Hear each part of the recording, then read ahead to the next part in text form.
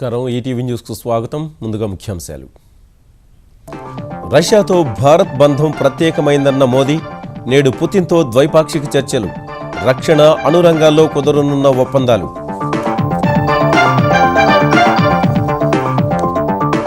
నిర్విఘ్నంగా కొనసాగుతున్న అయుత చండీయాగం, ఎర్రవెల్లికి పోటెత్తిన భక్త జనసంద్రం, నేడు కేంద్ర మంత్రులు హాజరు.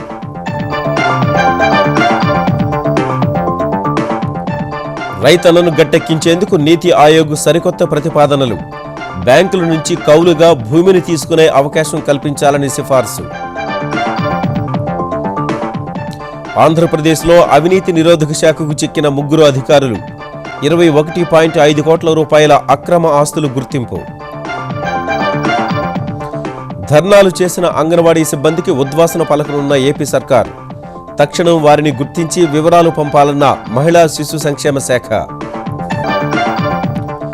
టీఎస్ ఐపాస్ సేవల పరిధి మరింత విస్తరించిన తెలంగాణ ప్రభుత్వం, 50 కోట్ల విలువైన పరిశ్రమలకు అనుమతులు మంజూరు. పట్టణ సౌకర్యాలన్నీ గ్రామాల్లో కల్పించడానికి కేంద్రం కసరత్తు, వలసల నియంత్రణ, ఉపాధి అవకాశాల పెంపునకు కార్యాచరణ. తత్కాల్ టికెట్లకు వసూలు చేసే అదనపు రుసుముల్ని పెంచిన రైల్వే శాఖ, రేపటి నుంచి అమలు.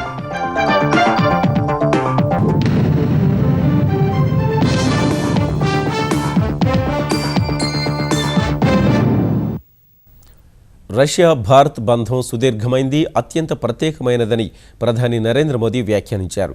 రక్షణ, అణు, వాణిజ్య రంగాల్లో కీలక ఒప్పందాలే లక్ష్యంగా మాస్కోలో అడుగుపెట్టిన మోదీకి ఘన స్వాగతం లభించింది. ఆ దేశ అధ్యక్షుడు పుతిన్ ప్రధానికి విందు ఇచ్చారు. ద్వైపాక్షిక బంధం బలోపేతమే లక్ష్యంగా ఇరు దేశ అధినేతలు ఇవాళ చర్చలు జరపనున్నారు.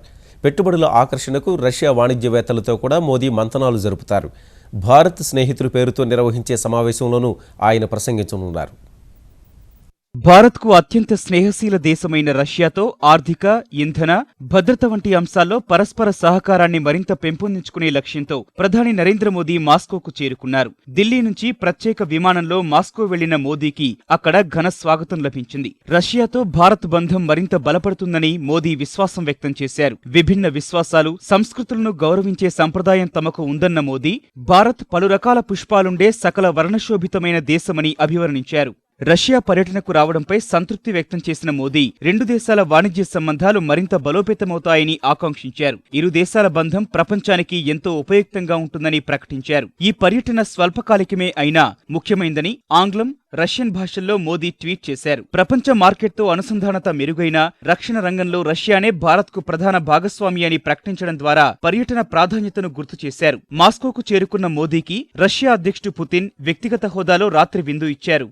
రష్యా పర్యటనలో భాగంగా మోదీ ఇవాళ కీలక భేటీలు జరపనున్నారు. భారత్, రష్యా సీఈఓల బృందంతో మోదీ, పుతిన్ సమావేశం కానున్నారు. అనంతరం మోదీ రష్యా వాణిజ్యవేత్తలతో సమావేశమై భారత్లో పెట్టుబడులు పెట్టాల్సిందిగా ఆహ్వానించనున్నారు. రష్యా సంక్షోభ నిర్వహణా కేంద్రాన్ని సందర్శించనున్న మోదీ మాస్కోలో భారత్ స్నేహితుల పేరుతో నిర్వహించే సమావేశంలో మాట్లాడనున్నారు.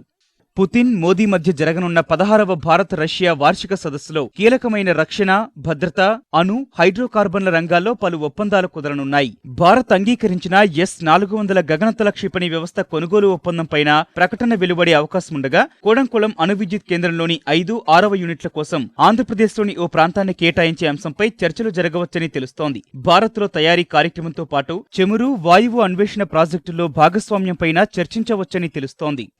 ఉగ్రవాదం, తీవ్రవాదాన్ని ఎదుర్కోవడం సహా ఇతర అంతర్జాతీయ సమస్యలపైన ఇరు దేశాల నేతలు చర్చించే అవకాశముంది.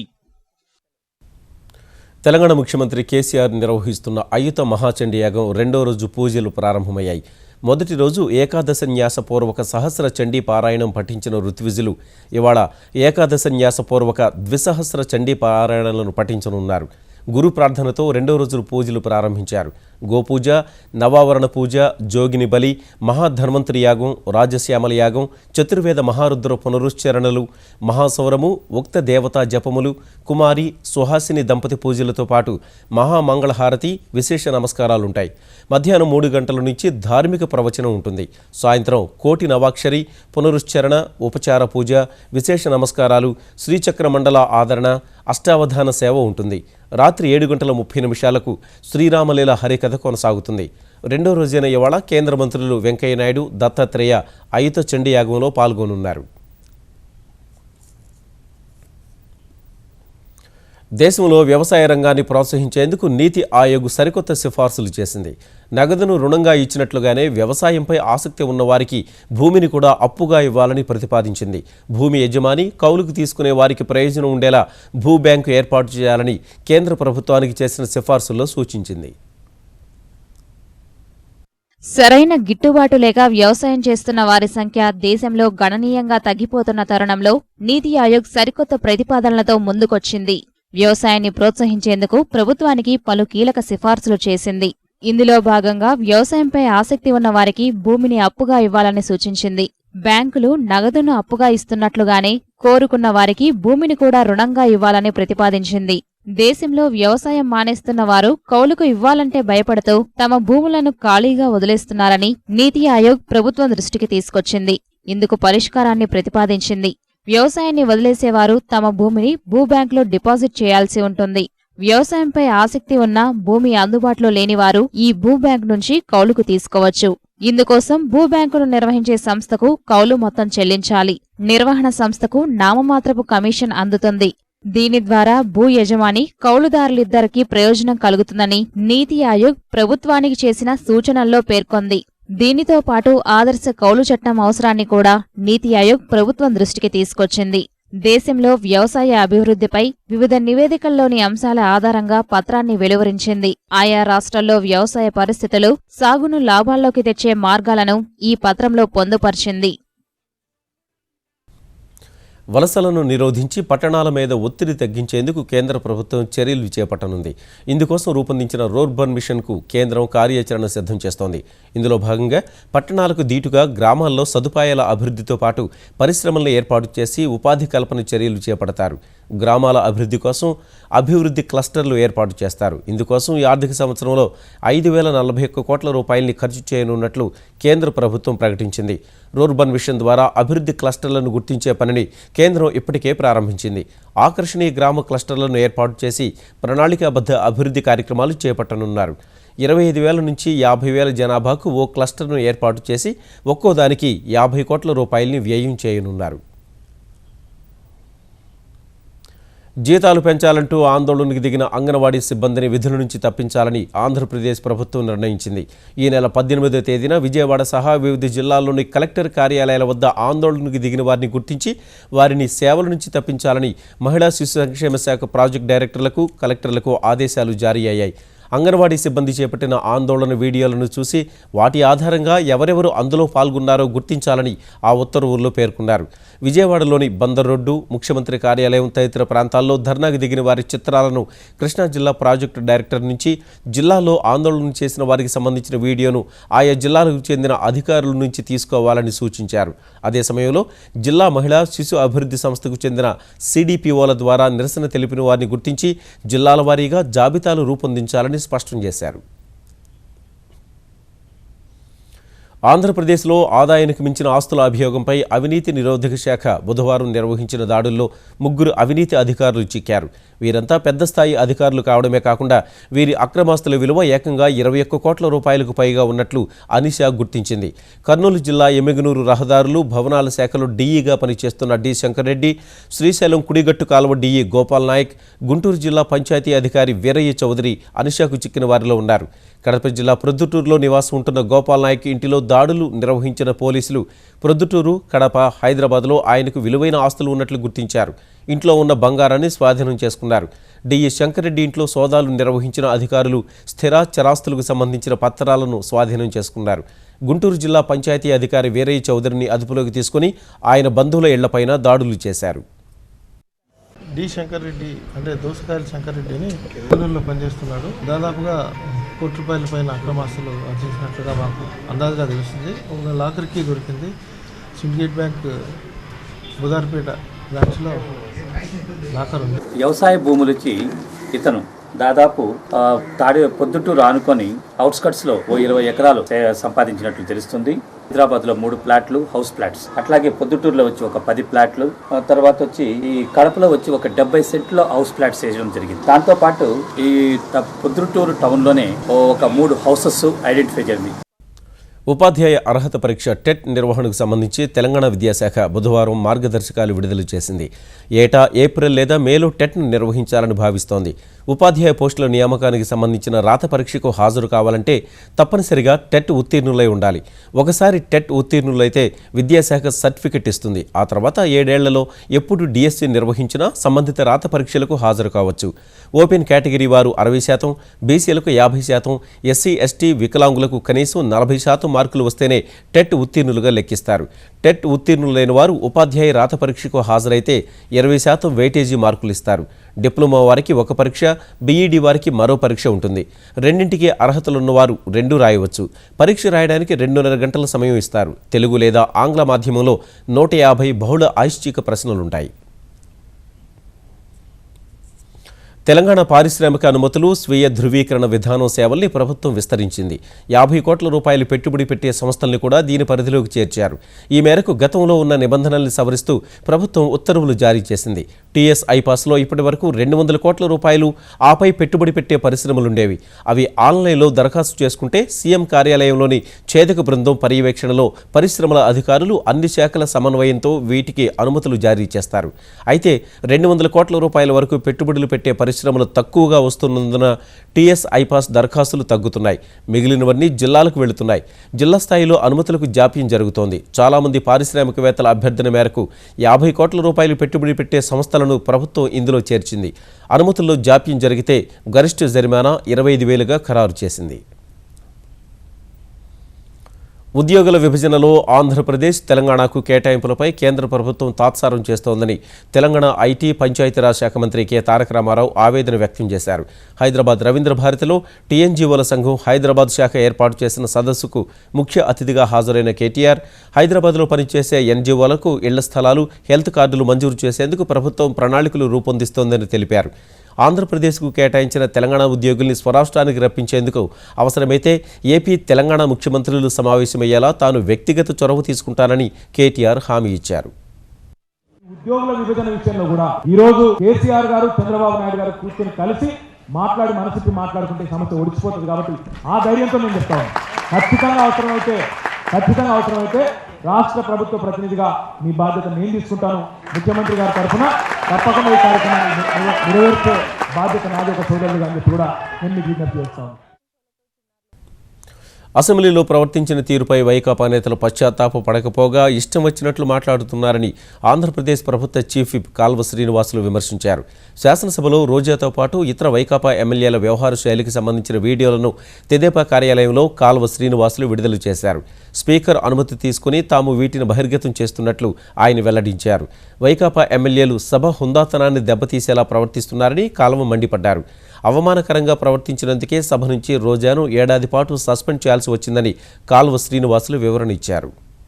పవిత్రతకు మారుపేరుగా ప్రజాస్వామ్య ఆలయాలుగా చట్టసభలు బాసిల్లుతున్న నేపథ్యంలో అట్లాంటి చట్టసభల్లోకి దుర్మార్గులు, అప్రజాస్వామికవాదులు, గూండాలు, దౌర్జన్యపరులు, ధన మదాంధులు, ఫ్యాక్షనిస్టులు ఇట్లాంటి వాళ్ళందరూ కూడా ప్రవేశించి పూతన, శూర్పణఖ లాంటి వారసత్వాన్ని పుణికిపుచ్చుకున్న వాళ్ళందరూ కూడా అందులో ప్రవేశం చేసి ఆ చట్టసభల పవిత్రతను, హుందాతనాన్ని, గౌరవాన్ని మట్టి గలుపుతా ఉండి మళ్ళీ బయటకు వచ్చి తీసుకున్న అతి చిన్న చర్యలను, వాళ్ళు చేసిన తప్పిదాలకు నిజంగా చర్యలు తీసుకోవాల్సి వస్తే వైఎస్ఆర్సీపీలో ఉన్న కనీసము 6 సభ్యుల్ని జైల్లో పెట్టాల్సిన అవసరం ఉంది. వచ్చే ఏడాది నుంచి ఆంధ్రప్రదేశ్లో సరికొత్త వైద్య వ్యవస్థను చూడవచ్చని ఆంధ్రప్రదేశ్ వైద్య ఆరోగ్య శాఖ మంత్రి కామినేని శ్రీనివాస్ పేర్కొన్నారు. నవజాత శిశు మరణాలు తగ్గించేందుకు ప్రత్యేక కార్యాచరణ చేపడుతున్నట్లు హైదరాబాద్లో వెల్లడించిన ఆయన అన్ని ఆసుపత్రుల్లో వైద్య పరికరాల ఆధునీకరణ అంశానికి ప్రాధాన్యతనిస్తున్నామన్నారు. తల్లి పిల్లల ఆరోగ్య పరిశీలన, సంరక్షణ కోసం వైద్య సిబ్బందికి ట్యాబ్లు పంపిణీ చేస్తున్నట్లు మంత్రి తెలిపారు. తల్లి పిల్లలను కూడా డెలివరీ అయిన తర్వాత వాళ్ళ ఇళ్ళక డ్రాప్ బ్యాక్ ఫెసిలిటీ ఒకటి పెడుతున్నాం. అలాగే రియల్ టైం మానిటర్ చేయడానికి 15,000 ట్యాబ్స్ ఇచ్చాం కింద లెవెల్లో ఏఎన్ఎంస్ కాళ్ళకి రియల్ టైం యాంటీనేటల్ చెకప్స్ అనేది అవుతాం. అలాగే ఎంసీహెచ్ టీములను అన్ని సిహెచ్సిలోని కమ్యూనిటీ హెల్త్ సెంటర్ లోను mother and child health cares పెడుతున్నాయి. అట్లా ప్రైమరీ హెల్త్ లో చాలా ఎక్కువ ఇనిషియేషన్స్ తీసుకున్నాం. ఇవన్నీ కమింగ్ 2-3 months లో మొదలవుతుంది, జనవరి ఫిబ్రవరి అట్లా. ప్రభుత్వం చేపట్టిన 2 పడక గదుల ఇళ్ల నిర్మాణం కోసం అవసరమైతే ప్రైవేటు భూమిని కూడా కొనుగోలు చేసే యోచనలో ఉన్నట్లు తెలంగాణ ఆర్థిక శాఖ మంత్రి ఈటెల రాజేందర్ తెలిపారు. కరీంనగర్ జిల్లాలో 2 పడక గదుల ఇళ్ల నిర్మాణంపై ఈటెల ప్రజాప్రతినిధులు అధికారులతో సమీక్ష నిర్వహించారు. ఈ సందర్భంగా మంథని నియోజకవర్గంలో భూముల పంపిణీలో అక్రమాలను స్థానిక శాసనసభ్యుడు పుట్టా మధు లేవనెత్తారు. అధికారుల తీరును ఆయన నిలదీశారు. మంత్రి ఈటెల జోక్యం చేసుకుని వివాదం సద్దుమణిగేలా చేశారు. మొక్కుబడిగా కాకుండా 2 పడక గదుల ఇళ్ల నిర్మాణం పేదలు ఆత్మగౌరవంతో బతికేలా చేపడతామని ఈటెల రాజేందర్ వెల్లడించారు. పేదలకు కట్టించే ఇళ్ల విషయంలో ఊరికి ఇసిరేసినట్టు కానీ మళ్ళీ మురికి కూపాల్లో కట్టకుండా ఎక్కడ గొప్పగా ల్యాండ్స్ అందుబాటులో ఉంటాయో వాటిని సేకరించుకోవాలి. అది ఏ డిపార్ట్మెంట్ అయినా కోఆర్డినేట్ చేసుకొని వాళ్ళకి కేటాయించాలనేది ఒకటి. ఎక్కడెక్కడైతే ప్రభుత్వ పరంగా భూములు అందుబాటులో లేవో అవసరమైతే పర్చేజ్ చేసినా కూడా పేదలకు మంచి జాగాల్లో ఇల్లు కట్టాలనేటువంటి కాన్సెప్ట్తో ఉన్నాం. తెలంగాణకు కేంద్రం ఏమీ చేయడం లేదని తెరాస నాయకులు చేస్తున్న వ్యాఖ్యలపై భారతీయ జనతా పార్టీ తెలంగాణ శాఖ అధ్యక్షుడు కిషన్ రెడ్డి తీవ్ర అభ్యంతరం తెలిపారు. తెలంగాణలో అమలవుతున్న ఎన్నో సంక్షేమ కార్యక్రమాల్లో కేంద్రం భాగస్వామ్యం ఉందన్న ఆయన తెరాసకు ప్రధాన ప్రత్యర్థిగా ఉందన్న అక్కసుతోనే భాజపాను లక్ష్యం చేసుకుంటున్నారని విమర్శించారు. ఢిల్లీలో కేంద్రాన్ని పొగిడే తెరాస నేతలు హైదరాబాద్ రాగానే దూషిస్తున్నారని ఆక్షేపించారు. తెలంగాణకు 45,000 ఇళ్ల మంజూరు విషయంలో తెరాస సర్కారు ప్రతిపాదనలు పంపడంలో జాప్యం చేసినప్పటికీ కేంద్రం ఆమోదించిందని కిషన్ రెడ్డి గుర్తు చేశారు. నగరంలో 24 మంది ఎమ్మెల్యేలు ఉంటే మీకు ఇద్దరే, మేము 14 మందిని గెలిచాం. మీరు ఫిరాయించుకోవచ్చు దొడ్డదారిని, అది వేరే విషయం. కానీ మేము 14 మంది గెలిచాం, మీరు ఇద్దరే, అది గుర్తుపెట్టుకోవాలా. మేము 2 ఎంపీలు ఉన్నాం, మీరు ఒక్క ఎంపీ కూడా లేరు. మీకు ఉంటే మజ్లిస్ పార్టీ ఎంపీ ఉండొచ్చు మీకు, కానీ మీరు మీ మజ్లిస్ పార్టీ కలిసినా మేము అత్యధికమైనటువంటి ఎంపీలు హైదరాబాద్. అందుకే ఈ రోజు పెద్ద ఎత్తున అనైతికంగా పార్టీ ఫిరాయింపుల ఈ రోజు కార్యక్రమాన్ని శ్రీకారం చుట్టింది. నేను గతంలో కూడా చెప్పాను, ఇది బంగారు తెలంగాణ కాదు. కేసీఆర్ నాయకత్వంలో, కేసీఆర్ కుటుంబం నేతృత్వంలో ఈ తెలంగాణను ఫిరాయింపుల తెలంగాణగా మార్చేశారు. తెలంగాణ ప్రభుత్వం ప్రతిపాదిస్తున్న బీసీలకు సంపన్న శ్రేణి నిర్ణయాన్ని వెంటనే వెనక్కి తీసుకోవాలని జాతీయ బీసీ సంక్షేమ సంఘం అధ్యక్షుడు ఆర్ కృష్ణయ్య డిమాండ్ చేశారు. ముఖ్యమంత్రి చంద్రశేఖరరావు బీసీల మనోభావాలను, ఆత్మగౌరవాన్ని దెబ్బతీయాలని చూస్తే ఊరుకునేది లేదని ఆయన హెచ్చరించారు. ప్రభుత్వ నిర్ణయాన్ని వ్యతిరేకిస్తూ ఇవాళ అఖిలపక్ష సమావేశం నిర్వహిస్తున్నట్లు వెల్లడించారు. క్రీమీలేయర్ నిర్ణయానికి వ్యతిరేకంగా ఈ నెల 27న అన్ని జిల్లాల్లో ధర్నాలతో పాటు 30వ తేదీన నిరాహార దీక్ష చేపట్టనున్నట్లు వెల్లడించారు. వరంగల్ ఉప ఎన్నిక విజయంతో కేసీఆర్ అహంకారపూర్తి నిర్ణయాలు తీసుకుంటున్నారని కృష్ణయ్య మండిపడ్డారు.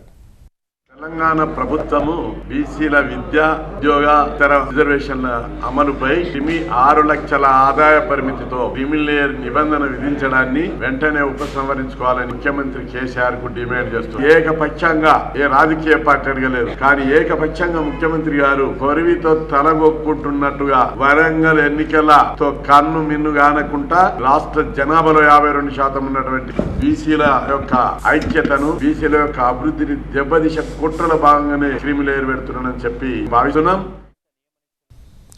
ఆంధ్రప్రదేశ్లోని సోమవరం, చింతలపూడిలో 2,000 మిలియన్ టన్నులకు పైగా బొగ్గు నిక్షేపాలున్నాయని కేంద్రం అనుమతి రాగానే వాటి తవ్వకాలు ప్రారంభిస్తామని ఏపీఎండీసీ ముఖ్య కార్యదర్శి గిరిజాశంకర్ తెలిపారు. విజయవాడలో ఏపీఎండీసీ ఆధ్వర్యంలో ఖనిజాలు, అనుబంధ పరిశ్రమల స్థాపన, పెట్టుబడులు అనే అంశంపై జరిగిన సదస్సులో పాల్గొన్న ఆయన రాష్ట్రంలో ఏ ప్రాంతాల్లో ఎలాంటి ఖనిజ సంపద లభ్యమవుతుందనే అంశంపై చర్చించినట్టు తెలిపారు. పరిశ్రమల స్థాపనకు ఆంధ్రప్రదేశ్ సర్కారు ఇస్తున్న రాయితీలపై వివరించినట్టు చెప్పారు.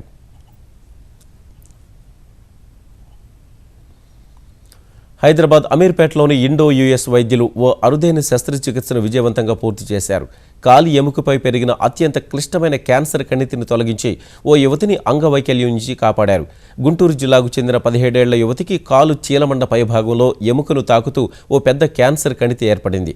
కాలును మోకాలి వరకు తొలగించాల్సి ఉంటుందని అనేక మంది వైద్యులు తేల్చి చెప్పగా ఆ అవసరం లేకుండానే ఇండో-యుఎస్ ఆసుపత్రి వైద్యులు కణితిని తొలగించారు. తిరుపతిలో శ్రీ కపిలేశ్వర స్వామి వార్షిక తెప్పోత్సవాలు వైభవంగా సాగుతున్నాయి. 3వ రోజు సోమస్కంధ అవతారంలో భక్తులకు దర్శనమిచ్చిన స్వామివారు తెప్పపై పుష్కరిణిలో విహరించారు. ఈ కార్యక్రమానికి భారీగా హాజరైన భక్తులు స్వామివారికి కర్పూర హారతులు సమర్పించారు. నేడు కామాక్షి అమ్మవారు తెప్పపై భక్తులకు దర్శనమిస్తారు.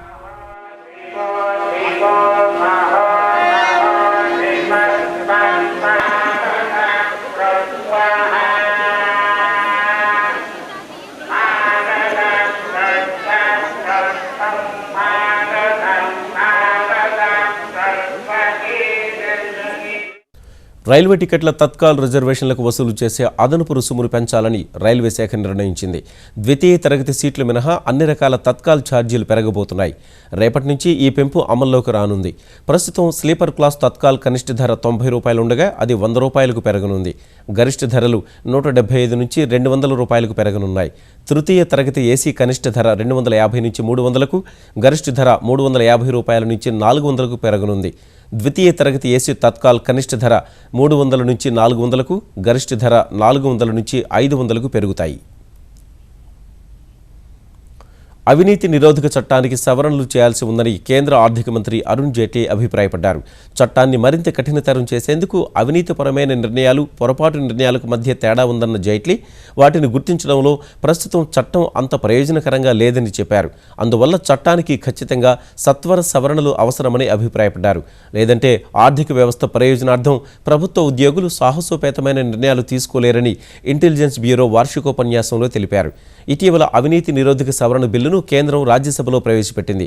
ఆర్థిక వ్యవస్థలో మార్పులతో పాటే నేరాల తీరు కూడా మారిందన్న జైట్లీ చట్టాన్ని మరింత పటిష్టం చేసేందుకే మార్పులు చేయాల్సి ఉందన్నారు. నల్లధనం, బ్యాంకు కుంభకోణాల వంటి ఆర్థిక నేరాలు తరచూ చోటు చేసుకుంటున్నందున దర్యాప్తు సంస్థలు తమ నైపుణ్యాల్ని మరింత పెంచుకోవాలని జైట్లీ సూచించారు. నల్లధనాన్ని వెలికితీసేందుకు కేంద్రం చేపడుతున్న చర్యలు సత్ఫలితాలను ఇస్తున్నాయి. ఇప్పటి వరకు అధికారికంగా లెక్కలు చూపించని 16,000 కోట్ల రూపాయల నగదును గుర్తించినట్లు కేంద్రం ప్రకటించింది. మార్చి 2014 నుంచి ఈ నవంబర్ వరకు 20 నెలల వ్యవధిలోనే ఈ మొత్తం నల్లధనాన్ని గుర్తించినట్లు వెల్లడించింది. కేవలం అక్రమార్జనే కాకుండా 1,200 కోట్ల విలువైన స్థిర చరాస్తులను కూడా జప్తు చేసుకుని 774 కేసులు నమోదు చేసినట్లు కేంద్ర రెవెన్యూ శాఖ కార్యదర్శి ప్రకటించారు. నల్లధన నిరోధక చట్టం కింద కేంద్రం ఇచ్చిన గడువుకు స్పందిస్తూ 3 నెలల కాలంలోనే 4,160 కోట్ల రూపాయల అక్రమార్జన బయటపెట్టారని తెలిపిన ఆయన పన్ను జరిమానా రూపంలో నల్లధనం వెల్లడించిన వారు ఆదాయ పన్ను చెల్లింపులకు ఇచ్చిన గడువు ఈ నెల 31న ముగుస్తున్నందున 2,500 కోట్ల రూపాయల ఆదాయాన్ని ఆశిస్తున్నట్లు రెవెన్యూ కార్యదర్శి తెలిపారు. కారుతో ఢీకొట్టి పరారైన కేసులో సల్మాన్ ఖాన్ను నిర్దోషిగా ప్రకటిస్తూ బాంబే హైకోర్టు ఇచ్చిన తీర్పును సుప్రీంకోర్టులో సవాల్ చేయాలని మహారాష్ట్ర ప్రభుత్వం నిర్ణయించింది. ఈ మేరకు బాంబే హైకోర్టుకు సమాచారం ఇచ్చిన మహారాష్ట్ర సర్కార్ సుప్రీంకోర్టులో స్పెషల్ లీవ్ పిటిషన్ వేయనున్నట్లు వెల్లడించింది. ఈ కేసులో గత మే నెలలో తీర్పును వెలువరించిన ట్రయల్ కోర్టు సల్మాన్ ఖాన్కు 5 ఏళ్ల జైలు శిక్ష విధించగా ఈ తీర్పుపై సల్మాన్ బాంబే హైకోర్టును ఆశ్రయించారు. ఈ అభ్యర్థనపై విచారణ జరిపిన జస్టిస్ ఏఆర్ జోషి సల్మాన్ను నిర్దోషిగా ప్రకటించారు. ఈ తీర్పునే సుప్రీంకోర్టులో సవాల్ చేయాలని మహారాష్ట్ర సర్కార్ నిర్ణయించింది. 2002 సెప్టెంబర్ 28న నిర్లక్ష్యంగా కారు నడిపి ఒకరి మరణానికి కారణమయ్యారనేది సల్మాన్పై ఉన్న ప్రధాన అభియోగం. బొగ్గు కుంభకోణంలో మాజీ ప్రధాని మన్మోహన్ సింగ్ను సాక్షిగా చేర్చి సమన్లు జారీ చేయాలని దాఖలైన పిటిషన్ను సిబిఐ ప్రత్యేక కోర్టు కొట్టేసింది. ఈ వాదనను తొందరపాటు చర్యగా అభివర్ణించిన ప్రత్యేక కోర్టు విచారణను జాప్యం చేసేందుకే మన్మోహన్ను సాక్షిగా పిలవాలని పిటిషన్ వేసినట్టు కనిపిస్తోందని వ్యాఖ్యానించింది. ఇదే కేసుకు సంబంధించి గతంలో బొగ్గు శాఖ సహాయ మంత్రిగా పనిచేసిన దాసరి నారాయణరావుపై దాఖలైన పిటిషన్ను కూడా సిబిఐ కోర్టు కొట్టేసింది. ముద్దాయి వాదనను రుజువుపరుచుకునేందుకు సాక్షిగా దాసరి నారాయణరావును చేర్చాలంటూ జార్ఖండ్ ఇస్పాత్ లిమిటెడ్ సంస్థ వేసిన పిటిషన్ను ప్రత్యేక కోర్టు కొట్టేసింది. సరికొత్త ఆప్షన్స్తో వాట్సాప్ ప్రజలకు మరింత చేరువ కానుంది. త్వరలో వాట్సాప్ వీడియో కాలింగ్ సదుపాయం కల్పిస్తున్నట్లుగా జర్మనీకి చెందిన ఒక వెబ్సైట్ వెల్లడించడం ప్రపంచవ్యాప్తంగా చర్చనీయాంశమైంది. 2016లో వాట్సాప్లో వీడియో కాలింగ్ సదుపాయం అందుబాటులోకి వస్తుందని భావిస్తున్నారు. వాట్సాప్లో వీడియో కాలింగ్ను తొలుత iOSకు అనుగుణంగా విడుదల చేస్తారని, అనంతరం ఆండ్రాయిడ్ ఆపరేటింగ్ సిస్టంలోనూ పనిచేసే విధంగా తీసుకొస్తారని తెలుస్తోంది. iOSపై దీన్ని ప్రయోగాత్మకంగా పరిశీలించి చూశారని జర్మనీ వెబ్సైట్ పేర్కొంది. ఒకదాంతో ఒకటి సంబంధం లేకుండా వేర్వేరు వ్యక్తులు, బృందాలతో చాటింగ్ చేసేలా మల్టీ ట్యాబ్ UA సదుపాయం కూడా రానుందని చెబుతున్నారు. ఈటీవీ న్యూస్ సమాప్తం. నమస్కారం.